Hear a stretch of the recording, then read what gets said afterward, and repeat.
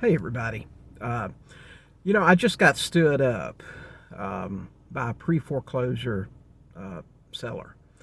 Everybody, you guys hear me say it all the time, everybody's got a story. Well, we door knocked this guy a couple of weeks ago, and you could tell from the beginning there was a problem. He opened the front door, he saw me standing there, and I did my usual, hey, my name's William, I'm here because of the bank. And he immediately moved me away from the front door around to the front of the house, in front of the garage where you couldn't see us from inside the house. And that told me right away that somebody in that house didn't know what was going on. So I've been doing this for a really long time. And we stood there, talked for a couple of minutes, and agreed that we would talk in a couple of days. And so I texted him a couple of days later, said, hey, we talked a couple of days ago about your house, just wanted to make contact with you, see what we can do to help. And he called me, and we talked for about 10 minutes. And, in that conversation, we always talk about what got you into trouble. And he said that the previous year had been a really bad year. He and his wife had separated. They had almost divorced. And I said, well, listen, let's meet.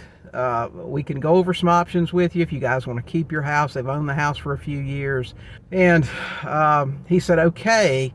And we set an appointment to meet. Now, so sure enough, the day for the appointment comes. I texted him a couple hours before. I said, hey, this is just a reminder. I'm going to meet with you at 2 o'clock today. See you then. And he texted me right away and said, hey, can we reschedule? I haven't had a chance to talk to her yet. So we rescheduled for this week, go out today. I texted him 2 hours before. I texted him at noon. I said, hey, I'm going to meet you at 2. Nothing. And then about 15 minutes before our meeting, he texted me and said, hey, can I just stop by your office? And I said, no, that's really not going to work. I need to talk to both of you. And he said, well, nobody's home. I'm at work. She's at work. We'll just find another avenue. Now, I know from my conversation with this guy, he doesn't have the money to reinstate.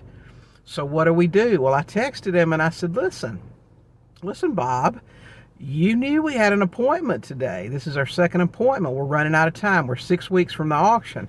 You do realize that if you don't do something, the bank is going to take your house. And he didn't answer me. Yes, he's inconsiderate. Yes, he's got a lot of problems going on. But this is what's happening when people in foreclosure. They have a lot of pressure. It's not just that I was stood up and I'm mad now. I know this guy's got a lot of problems, and our job is to try to help.